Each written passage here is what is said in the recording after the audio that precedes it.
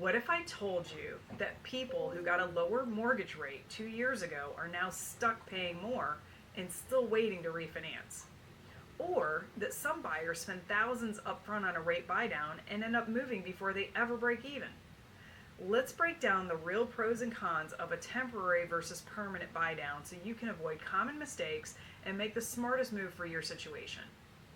Hi, I'm Toni Taylor with Interconnect Mortgage, and I'm here to simplify a process that can feel complex, especially when it comes to creative strategies like buydowns. Let's start with the temporary buydown. The most popular buydown right now is the 2-1 buydown.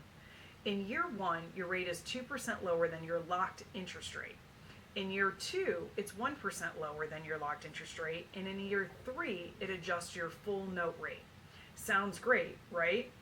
Lower payments up front, often covered by the seller or builder, and you ease into your full monthly payment. But here's the catch, and this is what a lot of buyers were not told. You must qualify for the loan based on the full rate, not the discounted rate. And many buyers who got the 2-1 buydowns 2 years ago, well, they're now stuck with a high payment and they can't refinance because the rates didn't drop like they'd hoped.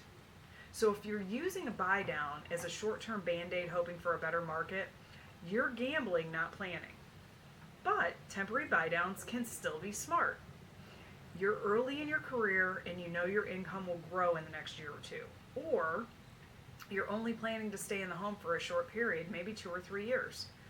They're not right for you if your plan is just, I'll refinance later. That's too risky. A permanent buydown is a different option. You pay upfront to reduce your interest rate for the life of the loan. It brings your payment down forever. It can save tens of thousands of dollars over time if you stay in the home long term. It offers payment stability and peace of mind.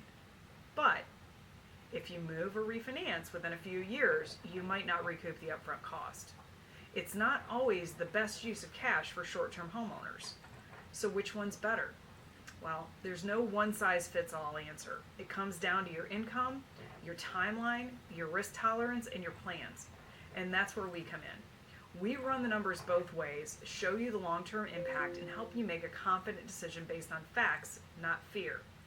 If you want clarity on what makes the most sense for you, reach out. Let's make a move that matches your life, not just the market.